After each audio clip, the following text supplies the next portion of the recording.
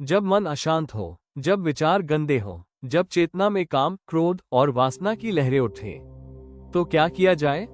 गौतम बुद्ध के पास एक ऐसा उत्तर था जो सिर्फ जवाब नहीं बल्कि मुक्ति की राह था।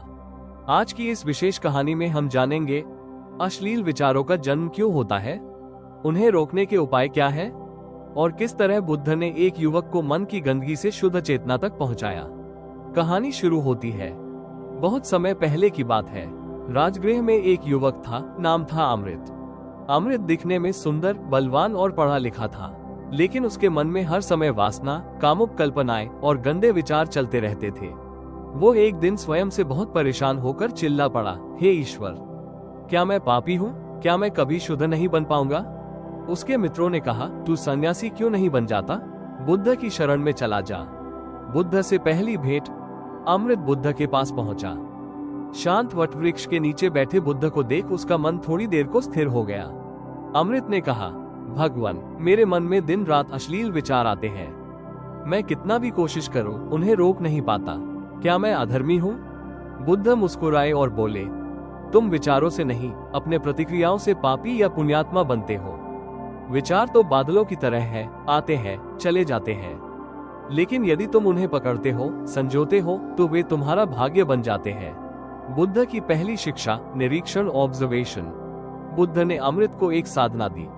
हर बार जब कोई कामुक या गंदा विचार आए तो उसे दबाओ मत, बल्कि एक दर्शक बनकर देखो। जैसे कोई ट्रेन स्टेशन से गुजरती है, तुम यात्री नहीं, स्टेशन हो। विचार आएंगे, जाएंगे, तुम सिर्फ साक्षी बनो। अमृत ने इसका अभ्यास करना शुरू किया। पहले दिन विचार आए, वो बेचैन हुआ। दूसरे दिन विचार आए, लेकिन उसने प्रतिक्रिया नहीं दी। तीसरे दिन विचार थोड़े कमजोर हुए और 10वें दिन वो विचार आते ही चले गए। बुद्ध की दूसरी शिक्षा, शरीर को शुद्ध करना, फिजिकल प्योरिफिकेशन। बुद्ध ने कहा, जो भोजन तुम खाते हो वो भी मन को प्रभावित करता है।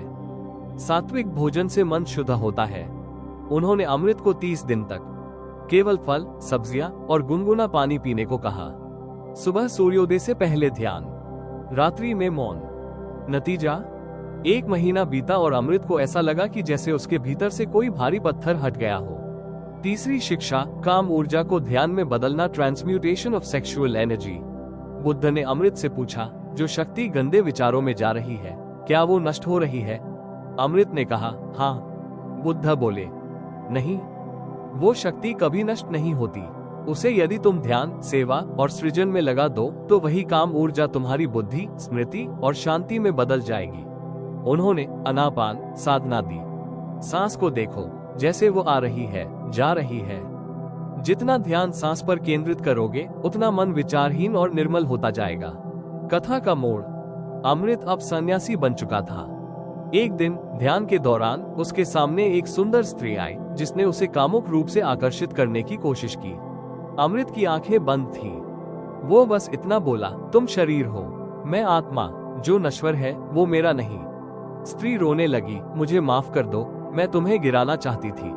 अमृत ने मुस्कुरा कर कहा, जो मन को जीत लेता है वही सच्चा विजेता होता है। बुद्ध का अंतिम उपदेश, क्लाइमैक्स। बुद्ध ने सबके सामने कहा, वासना को जीतने का एक ही तरीका है, मौन, ध्यान और सेवा। यदि कोई गंदा विचार आए तो उसे विचार मत बनाओ, उसको स्वीकारो और जाने दो, बस उससे जुड़ो मत। तो मित्रों, ये कहानी सिर्फ अमृत की नहीं, हम सबकी है। यदि आपके मन में भी कभी गंदे विचार, अश्लील कल्पनाएं या वासना की लहरें उठती हैं, तो उन्हें दबाए मत, बल्कि बुद्ध के बताए 3 रास्तों पर चलिए। 1. साक्षी भाव अपनाइए। 2. शरीर और आहार को शुद्ध रखिए। 3. काम ऊर्जा को ध्यान और सेवा में बदल दीजिए। और फिर देखिए, मन कैसा शांत, जीवन कैसा सरल और आत्मा कैसी प्रकाशमय हो जाती है।